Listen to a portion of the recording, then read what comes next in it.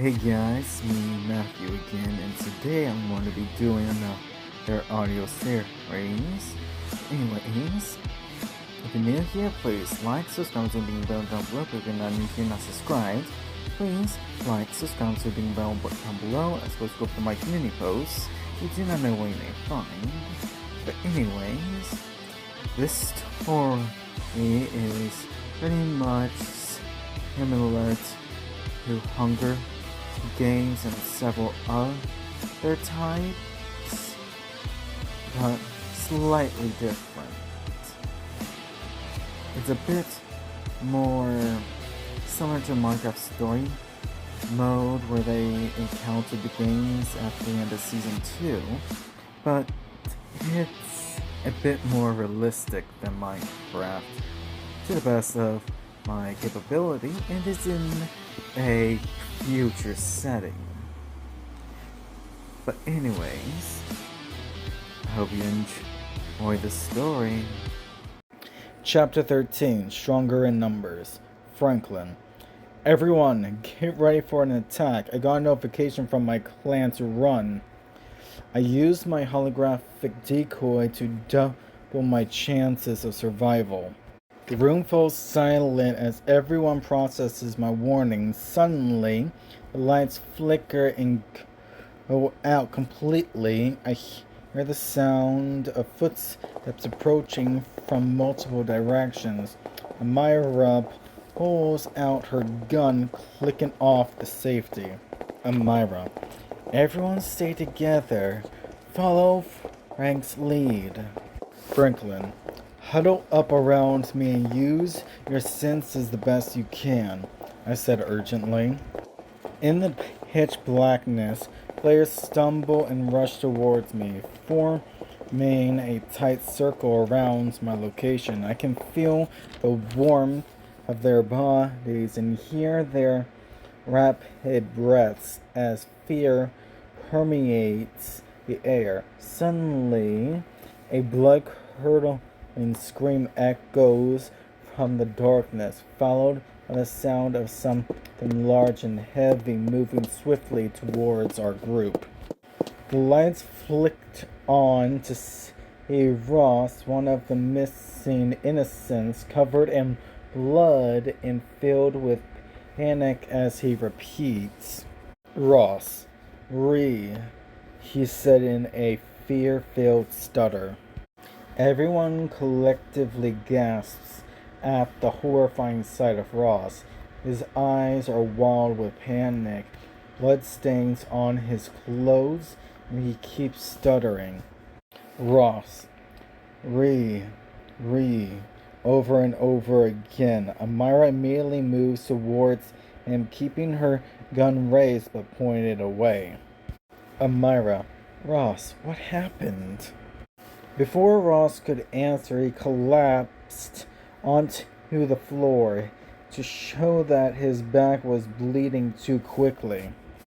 Franklin. As in either Terry or Mary, is the murderer. I suddenly remembered while everyone else was in terror at the sight of Ross's fresh corpse. Franklin. Amira, I forgot to tell you, while the blackout happened for Rachel, I heard the murderer say, "Sorry, but I've got kids to return to." You won't happen to know if Tara or Mary have children, do you, ma'am? I knew the odds of Amira knowing were slim. Amira's face pales as she hears my question. She hesitates for a moment before speaking, her voice barely above a whisper. Amira. Both of them, actually. Terry has a 5-year-old boy and Mary has 23-year-old girls. She pauses, her eyes widening. Franklin. Amira. Mary. Amira nods grimly, her grip tightening on her gun. Amira. Mary. She's got the motive and the opportunity. She turns to the group. Amira. We need to find Mary. Now. Suddenly, a loud crash echoes from the direction of the kitchen. Franklin, let me draw her out so that we can get her together. I opened up my arm to control my still active holographic decoy, guiding it towards the kitchen. Amira looks at me skeptically, but nods reluctantly. Amira, be careful, Franklin, she whispers urgently. Amira, if she comes out firing, we'll be right behind you. I guide my decoy into the kitchen, hearing Mary's enraged scream echo through the room as she realizes she's been tricked by Ross. Mary, who's there? I have my decoy smile before moonwalking away. Mary's eyes widen with fury as she sees my decoy moonwalking away from her. She pulls out a large kitchen knife, screaming at the top of her lungs. Mary, I'll kill you. She charges after my decoy, completely oblivious to the fact that it's not actually me. Once she swipes the blade at my decoy, it vanishes as we all try to pin her to the ground. Mary stumbles forward as her knife swipes through empty air. In an instant, Amira and the others tackle her to the ground with surprising force. Mary screams and thrashes wildly, trying to break free. Mary, get off of me, you idiots!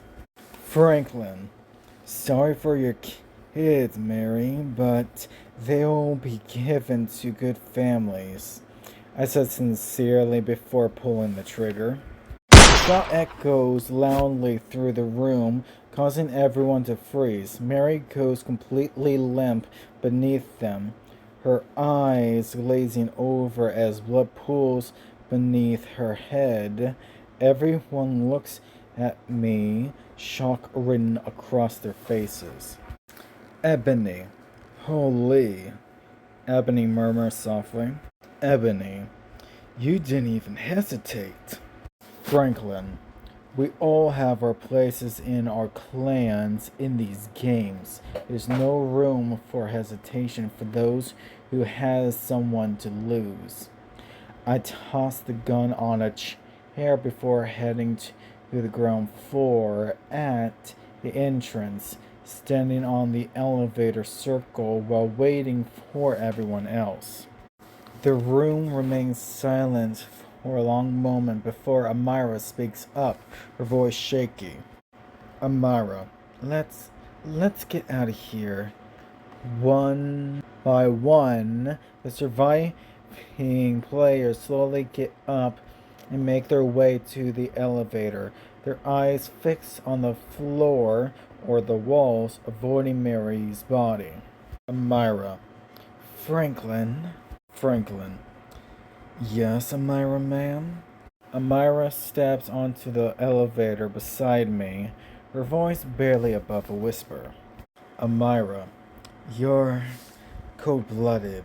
She says it without judgment, more like a statement of fact. Amira, but effective. The others fill in behind her, their expressions a mix of awe and fear. The elevator began going down into the floor as I spoke again.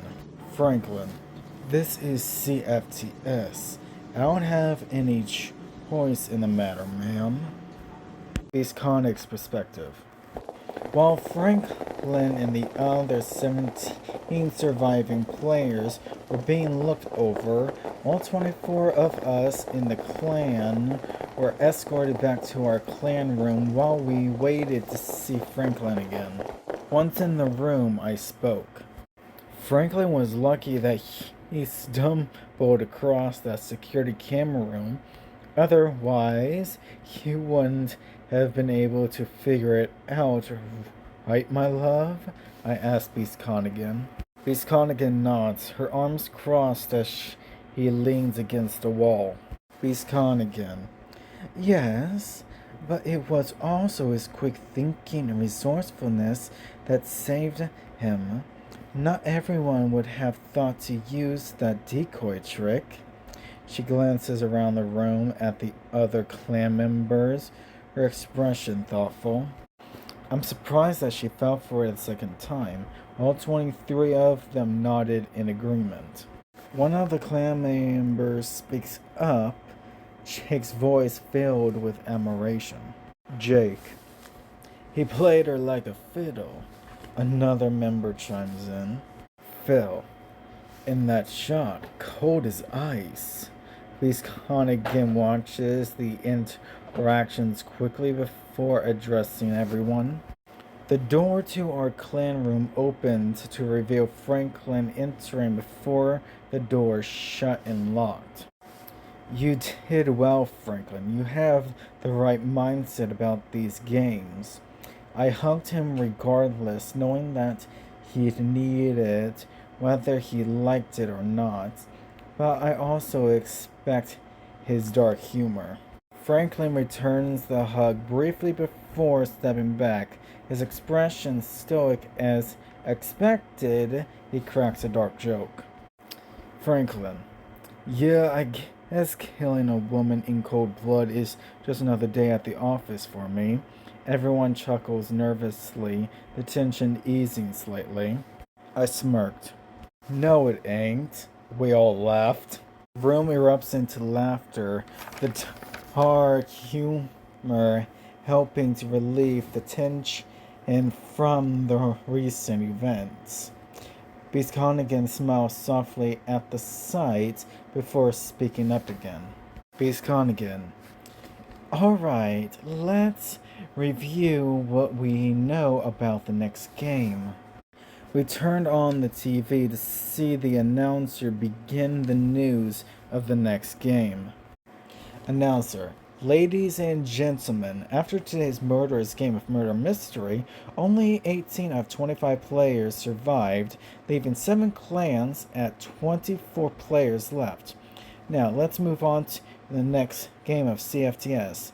This game requires 2 players from each clan that complement each other nicely, and preferably one of each sex, because tomorrow's game will require them to move in perfect rhythm to music between 3 types of songs.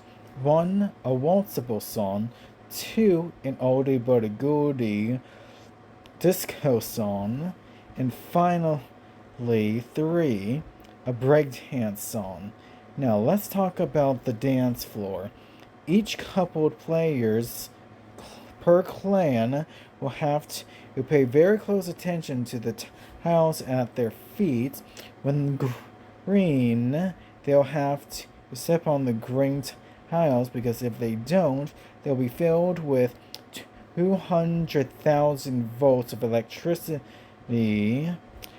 But for the breakdance song, if you mess up your dance, you're dead. The name of the game is Deadly Let's Dance, he said enthusiastically. The room falls silent as everyone processes the details of the next game. Beast Connigan turns to Franklin and the others, her expression thoughtful. Franklin. So we need 2 players from each clan for this one. 1 male and 1 female, preferably. He looks around the room, considering their options. Okay, well, since I honestly only know the waltz, since that's the only dance I'm comfortable with, who of you is good at dancing those 3 specific dances? I looked around the room, looking at our clanmates.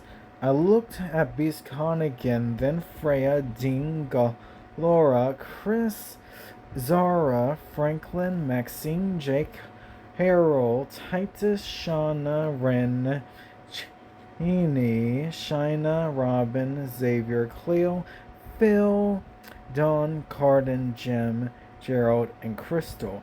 Curious which 2 has the required skills needed for this game of CFTS. The clan members look at each other, considering their own dance skills and abilities. After a moment, Maxine speaks up, her hands on her hips. Maxine: well, I can definitely handle the old disco song, and probably even pull off a breakdance move or two. She looks around confidently. And since the waltz is straightforward, who else among the guys can partner up with Maxine? The male members of the clan exchange glances, some shifting uncomfortably. Franklin steps forward, his expression determined. Franklin: I can do the waltz. I took a few lessons back in the day. Jake nods in agreement. Jake: I can handle the breakdance part with Maxine. I waited to hear someone speak up that they can do both disco and breakdance together. The room remains silent for a moment before Carden steps forward, his movements fluid and confident. Carden: I can handle both the disco and breakdance songs with Maxine. He gives Franklin a nod of respect. Maxine: looks like we've got our team. Maxine smiles at Carden, clearly pleased with the pairing. Well, since Murder Mystery only lasted, roughly an hour? So that'll give you two plenty of time to get each dance on point. I looked at the holographic projection options, and to my surprise, before the announcement of Deadly Let's Dance, they added a holographic interactive simulation program. So, when you both are ready, it'll be time to boogie, I said with an excited smile and determined eyes, looking forward to the entertainment as I opened up the song options for the waltz first, disco second, and breakdance last. For Maxine and Carden to choose from. Maxine moves to stand beside Carden, their eyes gleaming with competitive spirits. Maxine: alright, let's start with the waltz. Carden nods approvingly, studying the holographic simulation. Carden: on your call, Beastconig. We spent the rest of the day having Carden and Maxine dance to different variations of songs for the waltz, disco, and breakdance. It kept us all entertained. Even Chris, who's normally shy, was having fun. The day passes in a blur of dancing and laughing. Carden and Maxine perfect their waltz together before moving on to disco songs and breakdancing moves. Even Chris joins them occasionally for some fun steps during breakdancing sessions, which draws chuckles from everyone watching them dance happily together throughout the day. I made sure they took a lunch break and made sure they stopped when it was dinner time. I was giggling happily. You two should be good for tomorrow's game. In fact, both Deadly Let's Dance and Deadly Let's Sing are my favorite two games I've watched. I honestly don't care for the deaths, but the dancing and singing from the paired individuals are a sight for me and others to behold. Also, if Deadly Let's Dance is in this set of CFTS games, you can bet that Deadly Let's Sing is happening next. And I plan on writing a song to sing with Beastconig. I kiss Beastconig's cheek. Beastconig blushes softly at the kiss, smiling warmly at me. The room is filled with a comfortable atmosphere everyone appreciating the moment of peace and happiness before the deadly games begin again tomorrow. Maxine and Cora then exchange glances, a silent understanding passing between them about tomorrow's challenges. Anyways, as soon as you two are done eating, I'd advise you both rest immediately after you both freshen up with a 30-minute hot spring bath. It'll help you both get ready for tomorrow without any aches from practicing for the most of today, I said wisely. Maxine and Carden nod in agreement, appreciating my thoughtful advice. They quickly finish their dinner and head to the appropriate bathroom, soaking in the hot spring water to relax their muscles after a day of intense dance practice. The clan members exchange knowing smiles, knowing that tomorrow's game will be entertaining indeed.